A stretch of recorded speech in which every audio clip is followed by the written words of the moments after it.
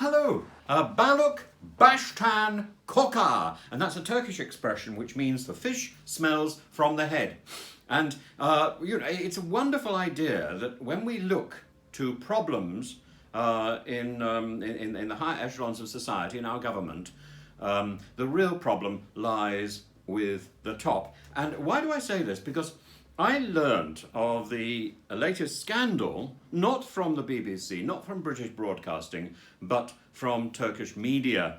And so they are reporting the story of Matt Hancock being caught fondling a lady called Gina. In the British media, we're told that it was a kiss, but the photographs demonstrate quite clearly that it was a little bit more than a kiss. It was a cuddle, it was a snog, it was a grope. It was really quite disturbing. And anyway, I no doubt the pictures will emerge in the British media. But I have great problems with three ministers in Boris's government, and these three ministers seem to have attracted all the way through the pandemic lots of criticism, lots of complaints, and they're still there. Why? Because they pull focus away from anybody who might be complaining about Boris. They pull focus away from Boris. And isn't this extraordinary? Boris, Teflon Boris, who, while he was mayor of London, no dirt seemed to cling to him. No matter what he said, no matter what he did, he was Mr. Wonderful. And yet now, he has this image which he's going to find it very difficult to shed. The bumbling has worked so far, but it doesn't work in the highest office in the country. And very interesting about Boris and Matt Hancock, because Boris doesn't seem to want to be seen anywhere near Matt Hancock. Have you seen Boris talking to Matt Hancock on camera at any time within the last month or so? I haven't. I very amusingly, when Boris went for his audience with the Queen yesterday, and the beginning of the audience was filmed, the Queen, naughty Queen, immediately started talking about Matt Hancock, the Secretary of State for Health. And Boris leapt in and said, "Oh, full of beans, full of beans." Finishing off a sentence for Her Majesty. I think that's a little bit naughty in terms of protocol, Boris. But anyway, all that, be that as it may. Matt Hancock, what's his career been like up to date? Well, we know that he stood to replace Theresa May. He didn't get enough votes, and he dropped out. But, he could have been our Prime Minister. Think of that. Think of what we have been spared. And I find it rather sad to be castigating Matt Hancock in particular. I'd much rather go for Gavin Williamson or Priti Patel. But Matt Hancock, Oxford man, he was at Exeter College in Oxford, and then he went to do a PhD in Cambridge. And then he became, I think, the second minister to run the Department of Digital Media and Sport, or whatever it's called, the thing now run by Oliver Dowden, now run badly by Oliver Dowden. But I don't understand this ministry. I don't understand how culture is so linked to why you've got this mass of stuff. Is it just that this is the stuff which we don't consider important in government? It is vitally important. Culture is terribly important. But I think there should be a separate ministry for sport and a separate ministry for the theatre and media. And then maybe we would get some targeted action.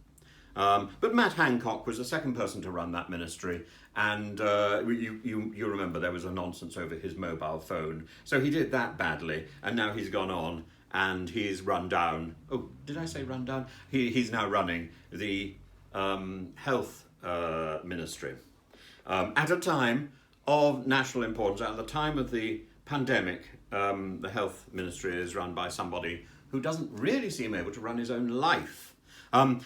Matt Hancock is one of those people who, when asked a question, it drives me insane.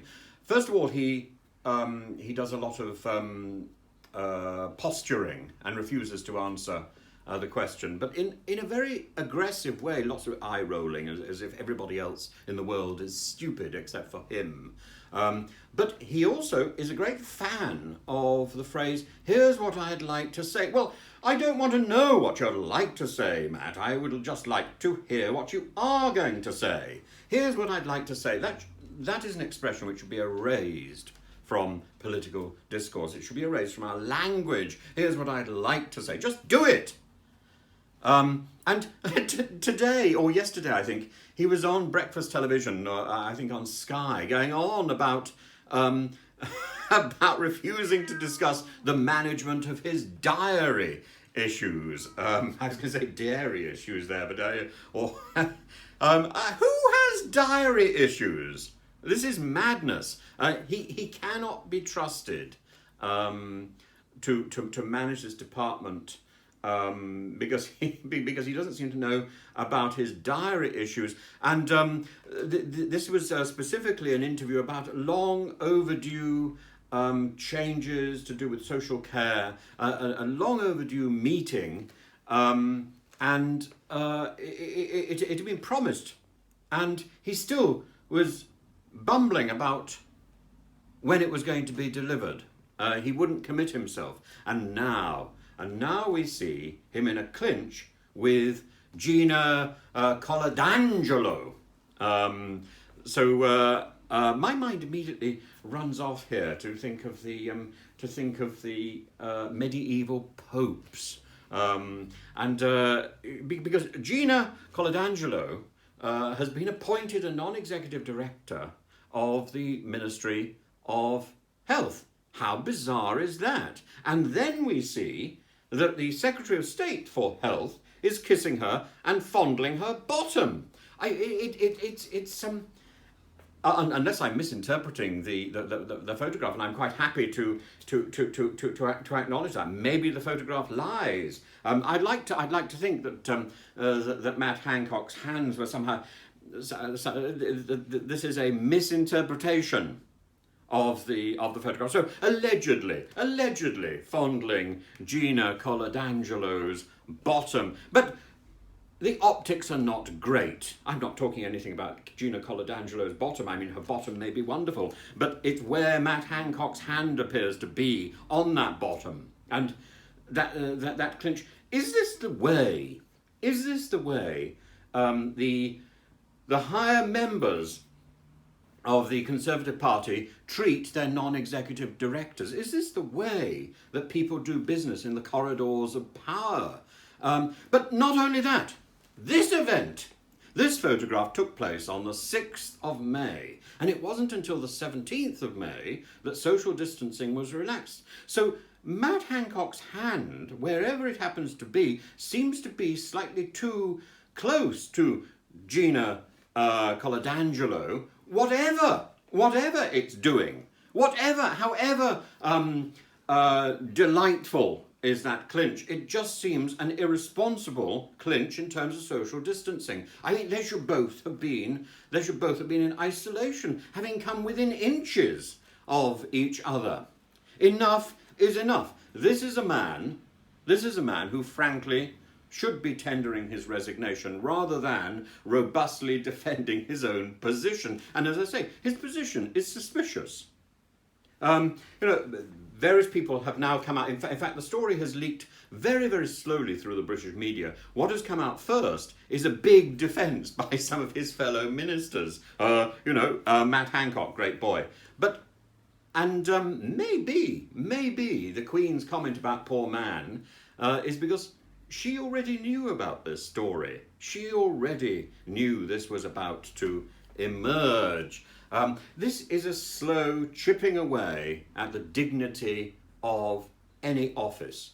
And Matt Hancock, however he attempts to survive this story, emerges or appears to be entirely unreliable.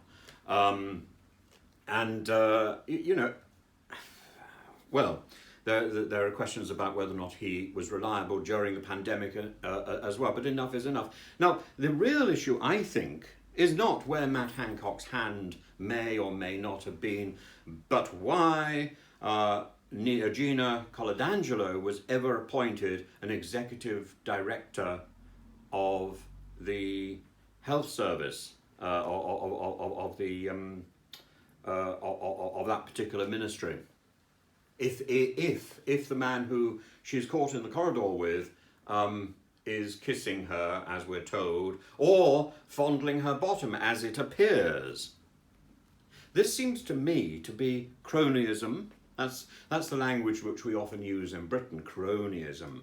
The language I would prefer to use is nepotism. Now, nepotism is such an interesting, such an evocative word. And it perhaps needs a little bit of explanation, because nepotism comes from an Italian word, nepotismo, and nepos is the Italian for nephew. And the popes in Rome during the Middle Ages, particularly the popes connected with the Borgia family, so we're thinking of Calixtus III.